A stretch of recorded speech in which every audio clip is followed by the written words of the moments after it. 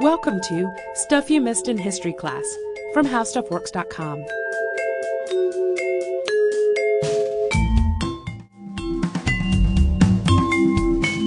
Hello and welcome to the podcast. I'm Katie Lambert. And I'm Sarah Dowdy. And for our subject today, we're going to be talking about Simón Bolivar. And I have a kind of unusual connection to the man. I took a stage makeup class in college, and one of our units was on facial hair. And for, I guess, the final project for the facial hair unit, we had to design our own facial hair. And I didn't just want to do a beard or a mustache or an something. ironic mustache. An ironic No one mustache. likes that. That's the worst. So I Googled mutton chops and came up with a big picture of Simón Bolivar. It's like, this is my guy. I'm going to replicate this facial hair.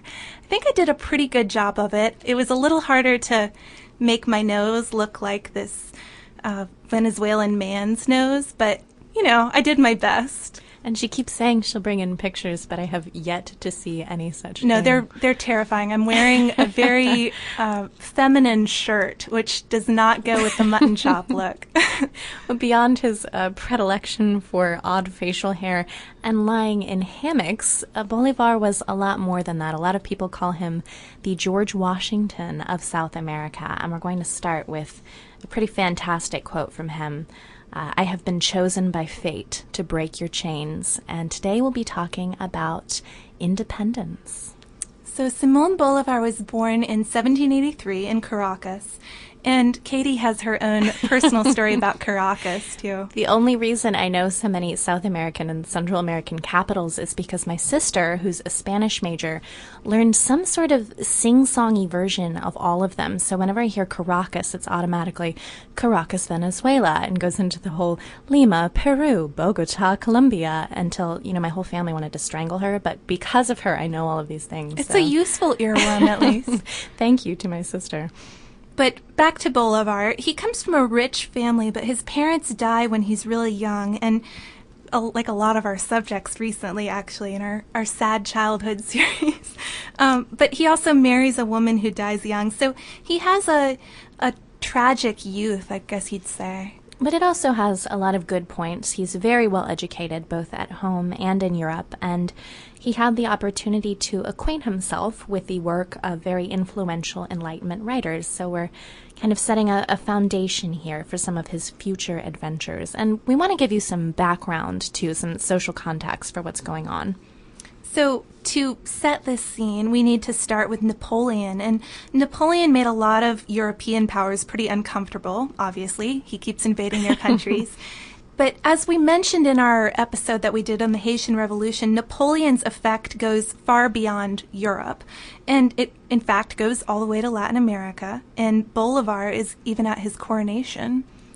Before this, of course, we had the American Revolution kicking everything off, and then the French Revolution shortly after this. It's all these ideals influencing other countries. So it's a period of ideas of freedom taking root and turning into bloody revolutions. Yeah, one revolution inspiring another. We've got a chain going on here. And Spain, of course, had colonized large swaths of the Americas, but now Spain has something else on its mind besides governing there. They're trying to deal with Napoleon invading their country. So, you know, after they'd helped him, especially ungrateful Napoleon. But if you're in a Spanish colony and Spain isn't paying as much attention, it is the perfect time to fight for independence. Get out from under their thumb. And that's exactly what Bolivar is thinking in 1810 when the Spanish governor is kicked out of Venezuela. So Bolivar goes to England. He's hoping he can get help because obviously the English don't like the Spanish very much either. He doesn't get English help, but he does get Francisco de Miranda, who is recruited from England. And he's a pretty fascinating revolutionary himself. He'd already been in jail for treason, and he was generally scheming against Spain. So he seems like the perfect guy to be in charge of a Venezuelan revolution. Right. So when Venezuela declared independence in 1811, with Bolivar giving lots of good speeches, my favorite quote is, "Let us lay the cornerstone of American freedom without fear. To hesitate is to perish." So basically, let's go for it. The time is now. But the public opinion of Miranda quickly soured, as did Bolivar's opinion of him. Bolivar was a lot more extreme. He thought, for example, that counter-revolutionaries should be killed, while Miranda was a bit more moderate. And then Miranda signed an armistice with Spain that basically gave them almost even more power than they had to begin with. So that was seen as traitorous by the revolutionaries, Bolivar especially. So he and his colleagues made sure Miranda didn't leave the country and then handed him over to Spain, and Miranda spent the rest of his life in prison. He died there. But just because Miranda has blown things, Bolivar's not about to get out of the game, and there's still a strong push for Venezuelan independence. And the fight for independence is now Bolivar's personal calling. So he sets off for New Granada to sort of plan his approach, mull over the whole thing. And this is where he starts writing the pieces that really make his name, and they're grand political statements, and they speak of his dreams for the continent and the need for a strong government, really inspirational writings. Especially, he thought maybe the reason that it fell to begin with was because they didn't have a strong government. So this will be something that he maintains throughout his quest. Yeah, a revision in his way of thinking. But he thinks it's time at this point to get back to Venezuela and get back again against the Spanish and the Loyalists. And he won in 1813, and the whole country called him the Liberator, and he became their dictator. But again, this doesn't last. And if you remember our podcast on Toussaint Louverture and the Haitian Revolution, that's just kind of the way it goes. You win some, you lose some, take a couple steps forward, a couple steps Power back. changes hands every quickly. few months, practically. There's a lot of turmoil in a revolution, and Spain takes back Venezuela, and they've got cowboys on their side this time.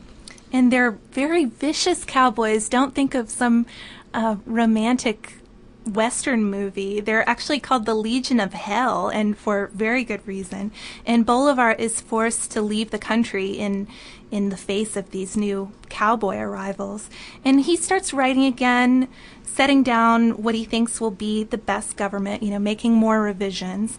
And he's thinking something along the line of Great Britain's government. Right, with the different houses. Yeah, with the houses and all that. But a different and rather unusual twist, and that's that he thinks Venezuela should have a president for life. Yeah, that's his idea of a strong government. And of course, the president's got to be him, right? Well, it only makes sense. But at this point, Spain starts upping the ante. Their Legion of Hell is not enough. And they send a guy named Pablo Murillo across the seas to go and fight Bolivar, and he'd fought in the Napoleonic Wars and distinguished himself there. So he's a pretty powerful enemy to have. Yeah, and he's going to hopefully show Venezuela that Spain is the boss of them. Bolivar is still in exile at this point. He's in Haiti, ironically, by this point. And he decides it's time to head back toward the action. He hears the call of battle, and this time he thinks, maybe he's worked it all out. Maybe things are going to be different. So he heads to New Granada, which now is Colombia, and stakes out a spot, sets up shop, and develops his plan to liberate this country. So he recruits soldiers, he selects a capital, and once he's organized, he starts talking to other revolutionary groups and spreading propaganda about his own successes. And never underestimate the power of propaganda when you're telling people about all these victories and making sure it spreads throughout the country. Whether those victories are real or not, they inspire a certain sentiment in the people. Well, and if you're going to set yourself up as president for life, eventually you better be good at propaganda. So this is it. This is his moment. And this leads us to what a lot of historians call the boldest military campaign ever, or at least one of the boldest.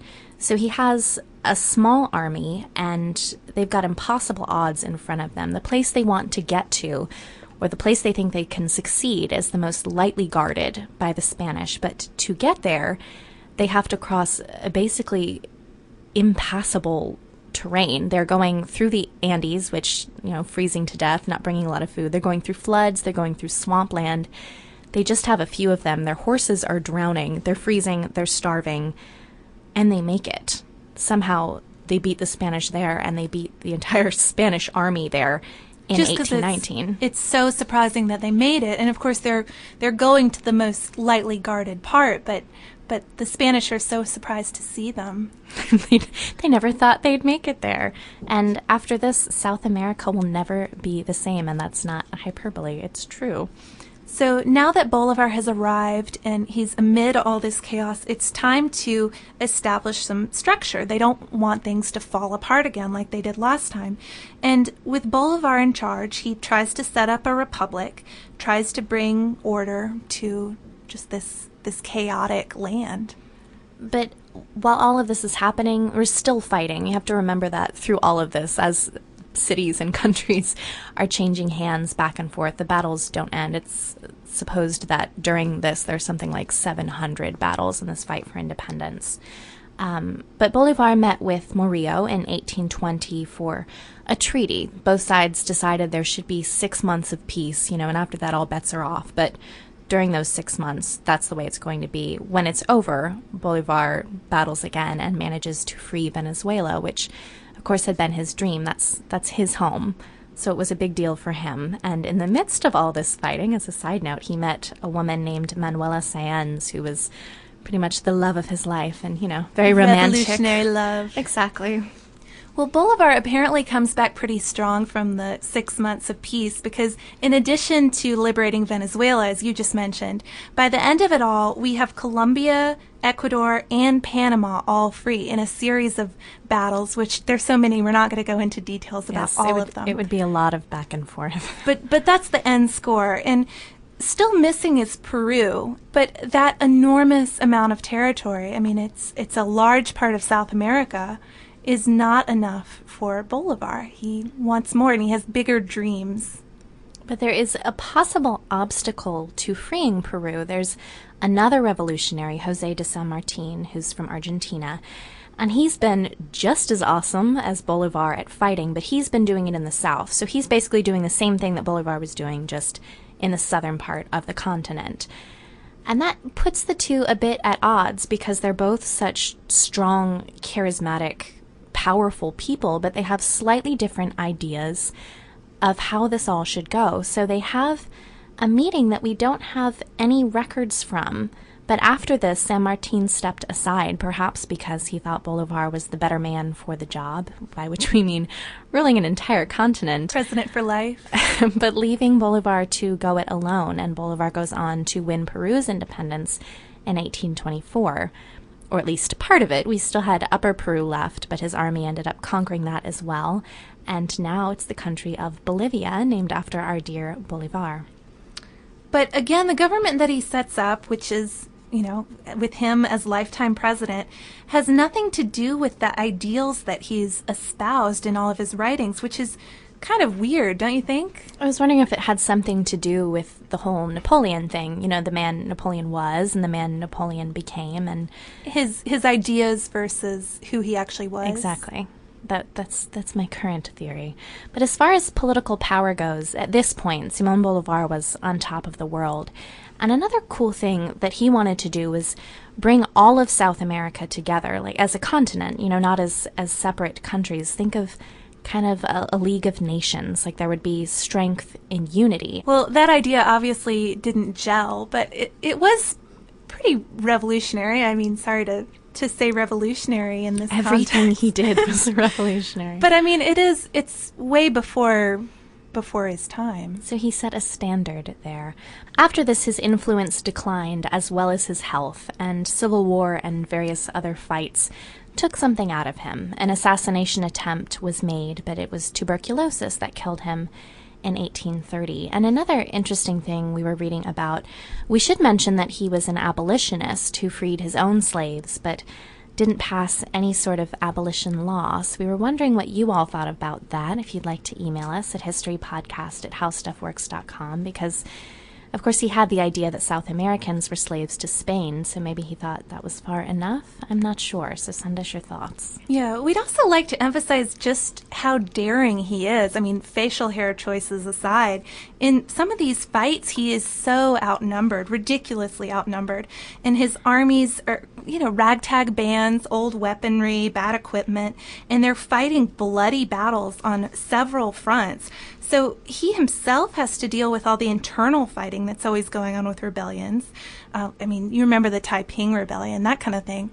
In addition to fighting the cowboys and the Spanish. So it's pretty amazing that he's able to prevail through all of this. Well, it must have seemed completely impossible, but even when they lost over and over again, they just came back because the fight for independence was that important. And I don't want to romanticize war, but there's something about this story that's just very stirring to me. And we'd like to end with a great quote from Bolivar: "A people that love freedom will in the end be free." And that wraps up our story and brings us to listener mail. We got a lovely postcard of the Winchester Mystery House from Carrie and Ariadne, and it's also addressed to Candace and says, "History ladies, thanks for being our before the tour guides. We love your podcast." So this one is going on the wall with our other postcards. If you'd like to send us mail, please do. It, again, does up your chances of appearing in listener mail. And if you would like to follow us on Twitter, we're at Missed in History. We also have a Facebook fan page, and we have a great article on the Winchester Mystery House by Molly of Stuff Mom Never Told You. So search for it on our homepage at www.howstuffworks.com. For more on this and thousands of other topics, visit howstuffworks.com. And be sure to check out the Stuff You Missed in History Class blog on the howstuffworks.com homepage.